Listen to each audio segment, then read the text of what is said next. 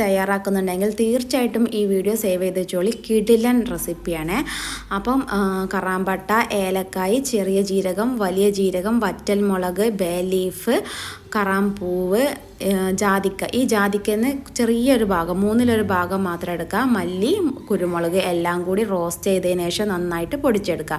കഴുകി വെച്ച 1 കിലോ ചിക്കനിലേക്ക് ഈ ഒരു പൊടിയുടെ നേർപകുതി ചേർത്ത് കൊടുക്കുക. ഇഞ്ചി, വെളുത്തുള്ളി, മല്ലിയില, ഓയിൽ, 2 കഷ്ണം മാഗി ക്യൂബ് എല്ലാം കൂടി ചേർത്ത് മിക്സ് ചെയ്ത് റെസ്റ്റ് ചെയ്യുക. അതിനുശേഷം ഒരു ഡ്രൈഡ് ലെമണും കൂടി ചേർത്ത് നന്നായിട്ടൊന്ന് ഫ്രൈ ചെയ്തെടുക്കുക. റൈസ് വേവിക്കാൻ വേണ്ടി കറാമ്പട്ട, കറാമ്പൂ, ഏലക്കായ്, ഉണക്ക നാരങ്ങ കൂടി ചേർത്ത് നന്നായിട്ട് തിളച്ചതിന് ശേഷം ഉപ്പിട്ട് റൈസും കൂടി ചേർത്ത് കൊടുത്ത് നന്നായിട്ടൊന്ന് തിളപ്പിച്ചൂറ്റിയെടുക്കുക.